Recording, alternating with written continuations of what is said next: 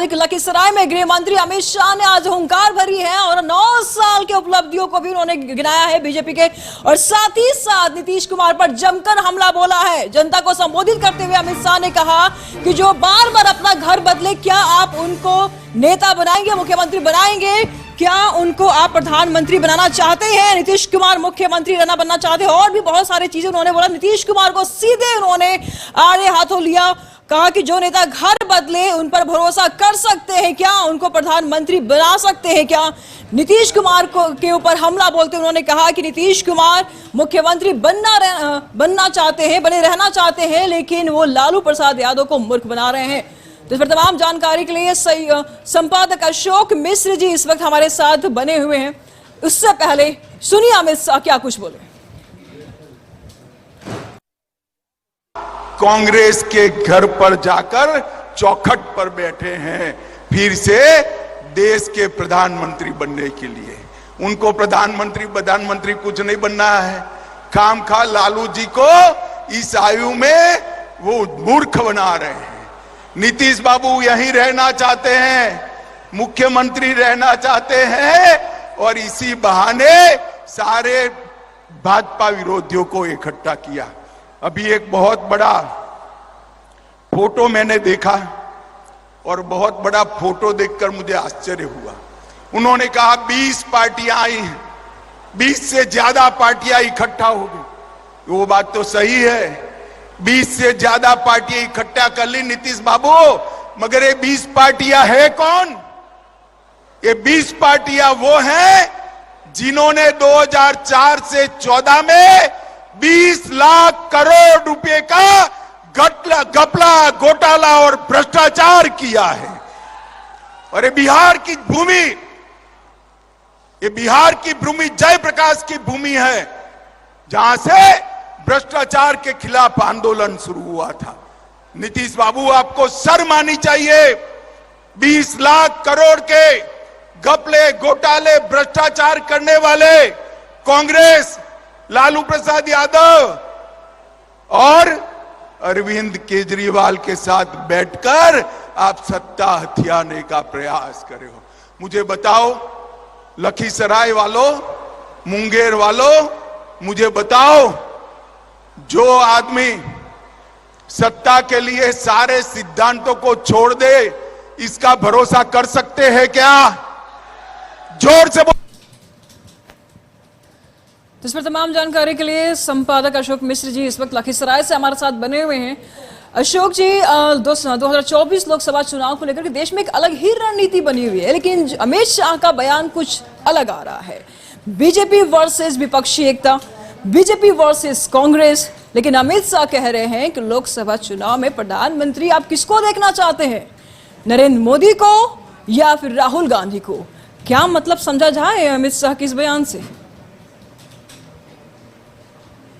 अशोक जी, बिल्कुल देखिए निशु, केंद्रीय गृह मंत्री अमित शाह आज जदयू के राष्ट्रीय अध्यक्ष ललन सिंह के निर्वाचन क्षेत्र मुंगेर के लखीसराय में आए थे, और आज उन्होंने जिस तरह से मुख्यमंत्री नीतीश कुमार पर सीधा हमला किया है, उससे ये साफ जाहिर है कि अमित शाह भी मानते हैं कि बीजेपी की नंबर 1 दुश्मन नीतीश कुमार है, और इसीलिए आज अमित शाह ने कोई कसर नहीं छोड़ी नीतीश कुमार पर व्यक्तिगत हमला करने से।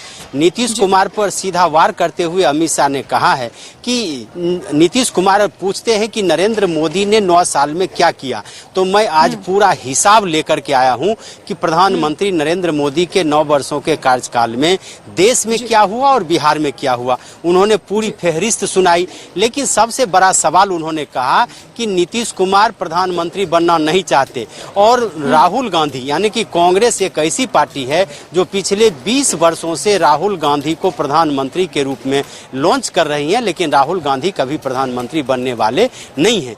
नीतीश कुमार पर तो सीधा हमला अमित शाह ने किया ही है, लेकिन उन्होंने बताया कि कांग्रेस पार्टी और विपक्षी दल राहुल गांधी को प्रधानमंत्री बनाना चाहते हैं। तो आखिर भारत की जनता को अब सोचना है कि क्या प्रधानमंत्री नरेंद्र मोदी हो या राहुल गांधी हो। यानी कि बिहार में अमित शाह सीधा टारगेट नीतीश कुमार को करते हैं और देश में वो चाहते हैं कि नरेंद्र मोदी और राहुल गांधी के बीच ही आमना सामना हो, ताकि नरेंद्र मोदी को उनके व्यक्तित्व का लाभ, उनकी एक तरह से कहीं कि उनकी जो उपलब्धि रही है या उनकी जो खासियत है उनके व्यक्तित्व पर लोगों का वोट मिलेगा, उनकी काबिलियत पर, और फिर नरेंद्र मोदी प्रधानमंत्री बनेंगे। तो एक तरह से कहिए कि अमित शाह ने आज के बिहार के दौरे में एक बात तो स्पष्ट कर दी है कि बिहार में बीजेपी सीधा नीतीश से लड़ाई लड़ेगी। हालांकि उन्होंने चर्चा में कहा कि लालू यादव को मूर्ख बना रहे हैं, उन्होंने चर्चा में कहा कि नीतीश कुमार भ्रष्टाचारियों के साथ हैं, कांग्रेस के साथ हैं, लालू प्रसाद यादव के साथ हैं, लेकिन बार बार नीतीश का नाम लेकर के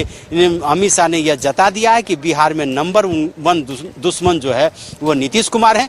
और ललन सिंह पर सीधा हमला नहीं करके अमित शाह ने यह संदेश देने की कोशिश की है कि ललन सिंह उनकी बराबरी के नेता नहीं है, ललन सिंह उनके टारगेट में नहीं है, ललन सिंह उनके लिस्ट में नहीं है, उनके लिस्ट में पहला और अंतिम सिर्फ नीतीश कुमार है। इसलिए नीतीश कुमार पर उन्होंने जमकर हमला बोला है। यानी कि बिहार में नीतीश से लड़ाई और फिर देश में कांग्रेस से लड़ाई, यह जताना चाहती है बीजेपी, ताकि उसको चुनावी लाभ मिल सके। निशु जी अशोक जी, जैसे ये खबर सामने आई थी कि लखीसराय में अमित शाह का दौरा है, तो सीधा सीधा ये मतलब मामला समझ में आ रहा था कि वो ललन सिंह पर ही अटैक करेंगे और उन्हीं के गढ़ में जाकर के उनके मान से आंत निकालेंगे। लेकिन ललन सिंह को लेकर के उन्होंने एक भी बातें नहीं बोली है, सीधा हमला नीतीश कुमार को लेकर के थी। ऐसा क्यों?